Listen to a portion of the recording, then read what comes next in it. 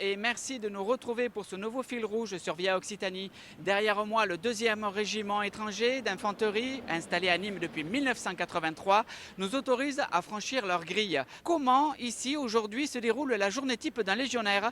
Les éléments de réponse tout de suite avec le réveil qui commence à 5 h du matin. Compagnie, réveil. Compagnie, réveil. Allez, réveil. On se prépare pour l'appel du matin.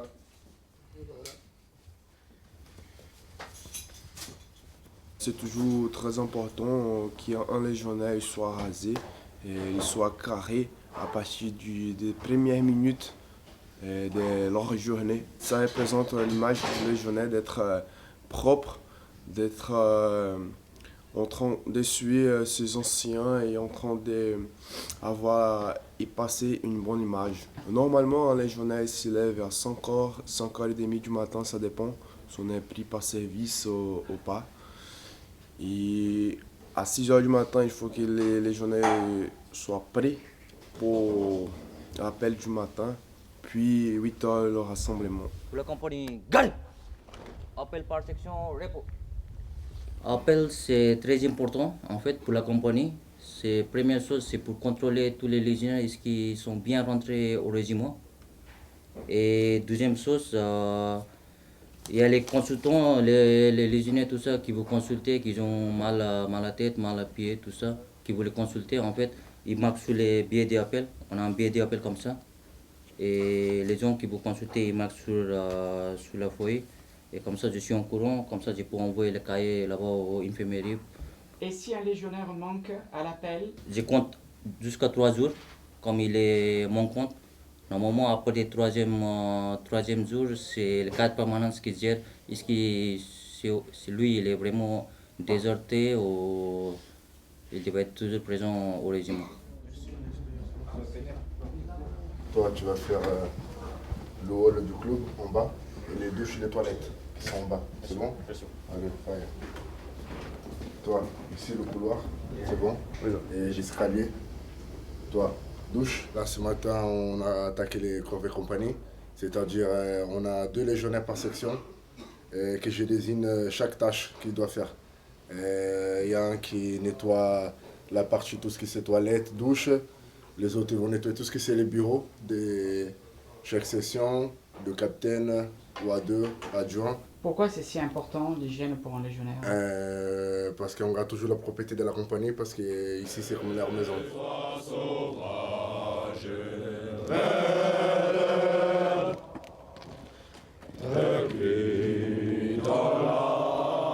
Tous les matins, quand le jour se lève, les soldats partout, les soldats français lèvent les couleurs.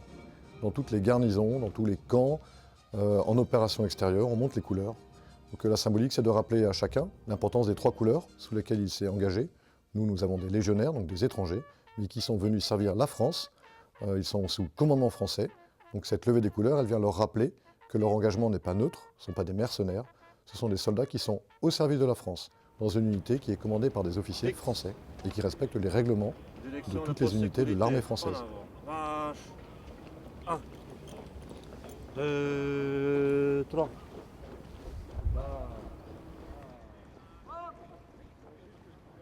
L'appel terminé, la matinée se poursuit pour certains légionnaires avec une séance d'entraînement dans laquelle on donne de sa personne et beaucoup d'énergie, le C4. Tu frappes mieux avec la gauche. Ok, dans ce cas, tu mets la jambe droite devant. Voilà. Et puis lève les coudes. Lève les coudes. Tu frappes avant, arrière, ok? Moi le tien. Là, on va avoir une séance de C4. Donc le sport de combat adapté au combat de haute intensité. Ça va pas juste être une grosse séance de bagarre en fait. Il y a le côté pédagogie où tout simplement on va y aller doucement pour l'apprentissage. Si chaque séance de C4 c'est une séance de pure violence où c'est un peu un concours de testostérone, tu vas voir, je vais te casser les côtes. Niveau pédagogie en fait on va dégoûter le soldat du sport de combat. Et le but, si on lui fait pas aimer le sport de combat, en fait, il va pas venir chercher, il va pas s'entraîner sur son temps libre, il va pas aimer les séances qui vont être organisées avec la section, avec la compagnie. Bien sûr qu'il va y avoir des phases de brutalité un peu intense, ça fait partie du C4, mais il va aussi y avoir des phases normales où on va le mettre en confiance, où il va pouvoir travailler proprement sans que ce soit toujours de la castagne pure et dure, où le mec va sortir vraiment amoché en se disant bah voilà, j'ai rien appris et je me suis fait casser la gueule systématiquement. Voilà. Ça, il va y en avoir sur les phases de synthèse, bien sûr, mais pas systématiquement.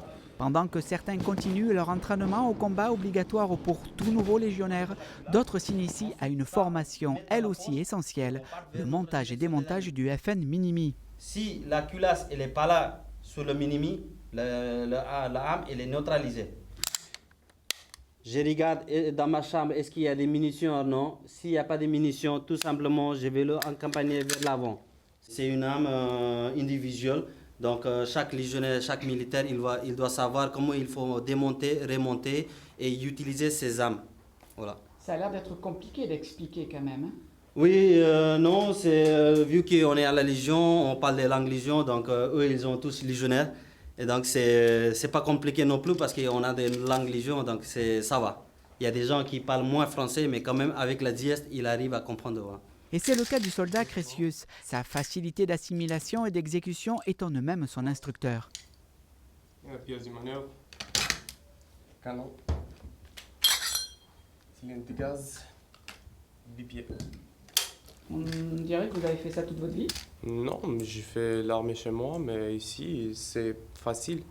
On voit, le sergent il explique bien. Il nous montre beaucoup de fois et là, qui veut, il comprend.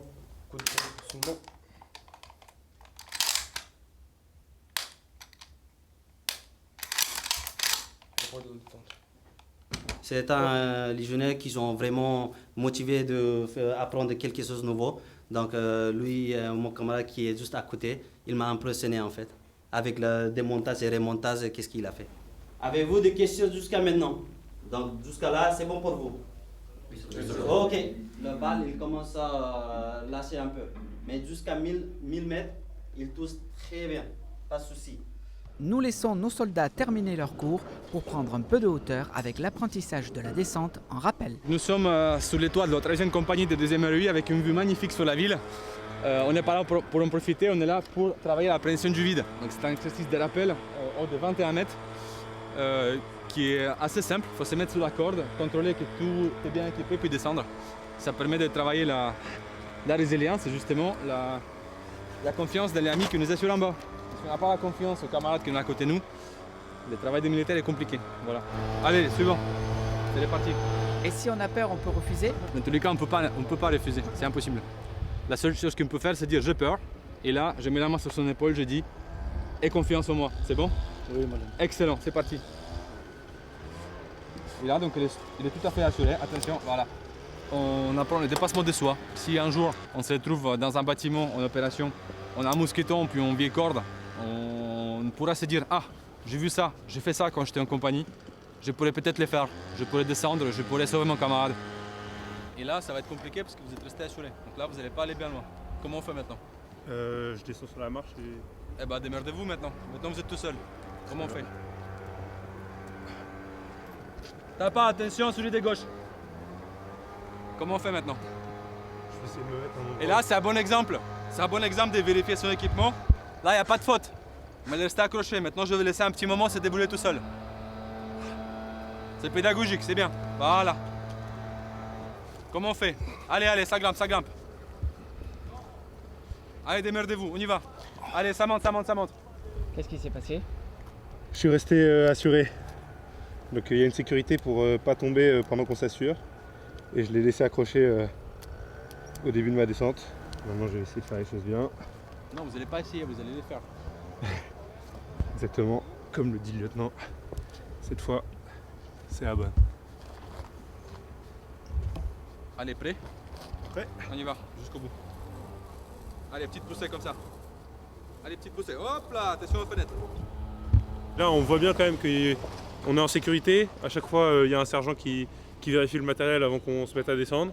Et puis on a même un assureur en bas, donc franchement c'est vraiment sans risque, c'est juste psychologique la barrière à franchir. Ok, stop, Basel, fais rien. Il est coincé sur la corde, qu'est-ce qu'on fait? On débraille, c'est parti. Là, c'est la corde qui descend. Alors, qu'est-ce qui s'est passé? sais pas, bah, tu vas les passer, ça tu vas apprendre. Lieutenant, il ne faut pas oublier que tous ces soldats sont encore en apprentissage. Tout à fait, mais il ne faut pas oublier aussi qu'à la Légion, chaque jour, c'est un apprentissage. Donc quand on grimpe l'escalier des grades, on atteint une marche, et en fait on se rend vite compte qu'il y a encore 1000 marches au-dessus, et puis on est forcé, on est obligé à atteindre la marche suivante. Et on grimpe comme ça, c'est comme ça qu'on améliore, c'est comme ça que l'ensemble devient meilleur. Vous l'aurez compris, se surpasser individuellement mais aussi et surtout en équipe, c'est un objectif prioritaire dans la Légion. Après la pause déjeuner, le temps devient capricieux en début d'après-midi, mais hors de question de renoncer à l'entraînement du tir de mortier au camp des Garrigues. Là, on est en train de faire un tir mortier. Donc là, le protocole, il y a la sécurité. Donc déjà, il faut avoir des officiers sécurité à l'avant et à l'arrière, dirigés par un directeur de tir. C'est eux qui contrôlent toute la chaîne de tir. Donc s'il y a un problème, on arrête tout, et on gèle tout et on voit où est-ce que ça pêche. 4970, 4970, P1. Règle, P2, suit. Allez, feu.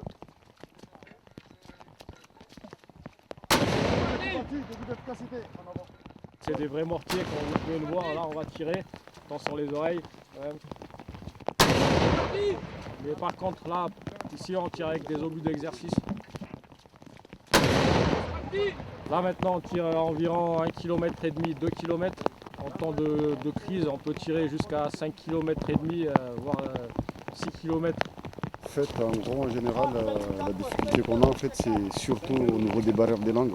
Les gens qui ne comprennent pas le français, c'est un peu compliqué de transmettre les choses. Pour pallier rapidement à l'obstacle de l'incompréhension linguistique, les nouveaux légionnaires apprennent les règles élémentaires du français. Sans doute l'un des exercices les plus compliqués pour eux à surmonter. Vas-y, dis-le-moi déjà, et après tu m'épelles. Ouais. Ok. Arrêtez. Ok, c'est bon, tu peux t'asseoir. C'est compliqué pour les nouveaux légionnaires à apprendre le français? C'est très très compliqué et c'est surtout pas évident. Et on a des légionnaires qui viennent d'endroits où même l'alphabet n'est même pas le même que le nôtre. Donc forcément on part de très très loin. La meilleure école c'est de parler entre eux et de les faire se parler entre eux. Et de leur parler aussi, pour qu'ils puissent avoir un accent et une bonne base pour travailler. Et si je mets la petite cédille, on dit ça. Ok ? Que se passe-t-il pour un soldat en grande difficulté? Est-ce qu'il redouble comme dans la scolarité? Tout le monde est logé à la même enseigne, donc il y a une seule classe, il n'y a pas plusieurs niveaux. Ses camarades vont l'aider, lui on va lui mettre la pression pour qu'il travaille beaucoup plus de manière personnelle, le soir en plus, quand il a du temps libre. Et puis si vraiment son niveau est vraiment trop compliqué, alors là à ce moment-là on peut essayer de l'aider en lui donnant des exercices particuliers ou en le prenant à part sur des exercices ou en salle de cours pour que son niveau s'améliore rapidement. Mais généralement ça n'arrive pas. En quoi est-ce difficile pour vous d'apprendre le français? Parce que nous, on arrive au Népal. Les mecs qui viennent d'arriver au Népal, c'est compliqué parce qu'on a des différentes langues, tout ça. Au moins, on parle anglais bien, c'est pour ça ça donne quelque chose pour apprendre français. Là maintenant, c'est facile. Avant, c'était un peu difficile. En travaillant dur, en combien de temps ils savent se débrouiller pour bien se faire comprendre? Ils commencent à avoir des conversations plutôt construites au bout de, on va dire, un mois et demi. Et ensuite, après, par contre, il faut attendre au moins 1 an avant que voilà, la langue, pour ceux qui ne sont pas francophones à la base, ça devienne vraiment quelque chose de fluide. Nous approchons de la fin de la journée avec un moment solennel. 13 légionnaires vont recevoir leur décret de nationalité française, une étape très importante dans la vie d'un légionnaire qui marque et confirme leur profond désir d'appartenance à la France. Et c'est le général Lardet qui a pris le commandement de la Légion étrangère en 2020 qui préside la cérémonie. Cadres légionnaires du 2e régiment étranger d'infanterie rassemblés pour la cérémonie de naturalisation, à vos ordres mon général. Garde à vous. Messieurs les légionnaires, vous avez choisi librement de venir servir avec honneur et fidélité la France au sein de la Légion étrangère. Ce volontariat vous honore. Votre comportement au quotidien comme en opération depuis votre engagement a montré votre fidélité au code d'honneur du légionnaire et votre respect de la parole donnée à l'égard de la France. Aujourd'hui, une nouvelle fois par une démarche volontaire de votre part, vous venez d'acquérir la nationalité française, permise et facilitée par votre statut de légionnaire par la République française. Par cet acte, vous vous rattachez aujourd'hui à la longue histoire de la France qui, au fil des siècles, a accueilli des femmes et des hommes qui se sont reconnus dans ses valeurs, la liberté, l'égalité et la fraternité. Toute la démarche de la Légion, c'est d'intégrer, de faire un corps, un esprit de corps. C'est le nécessaire pour une troupe combattante. Et là, il découvre la France. Parfois, il avait une idée très lointaine de la France. Il connaissait surtout la Légion. D'ailleurs, la première devise qu'on leur apprend, c'est « Legio Patria Nostra », notre patrie, la Légion. Mais par la Légion, ils viennent à la France et ils arrivent à certains en disant « Mais moi, non seulement je me sens légionnaire, je défends la France, mais en plus, maintenant, je veux devenir français. Et je veux devenir français parce que j'aime ce pays, parce que ce pays m'a tout donné, la Légion m'a tout donné, mais derrière la Légion étrangère, c'est ce pays. Et moi, comme commandant de la Légion étrangère, je trouve ça vraiment très émouvant. Très émouvant parce que, en fait, vous avez un système d'intégration qui est incroyable. Le code d'honneur du légionnaire, qui est pour tous les légionnaires, c'est sa façon de se conduire comme légionnaire. Mais pour la France, quel atout de récupérer ces légionnaires qui ont ce code d'honneur déjà ancré, qui sont prêts à une seule chose, d'apprendre le français parfaitement, connaître l'histoire, pour pouvoir vraiment intégrer maintenant, devenir un citoyen français. Je suis très fier d'eux et je suis ému parce que pour eux, ça représente énormément. Sergent mon général. Sergent, voici ton décret de naturalisation. Merci. Bienvenue dans la communauté française. Merci.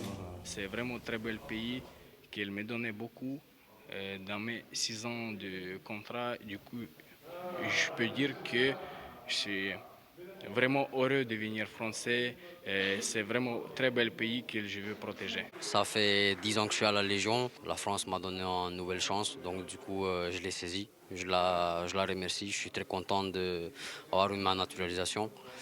Et je compte faire ma vie entièrement ici et m'installer en France. C'est ma nouvelle maison. C'est la fin de notre fil rouge. Comme vous avez pu le constater, la journée type d'un légionnaire ici n'est pas de tout repos. Merci au 2e régiment étranger d'infanterie de Nîmes de nous avoir ouvert leurs portes. Quant à nous, on se retrouve prochainement sur Via Occitanie pour de nouvelles aventures. À bientôt.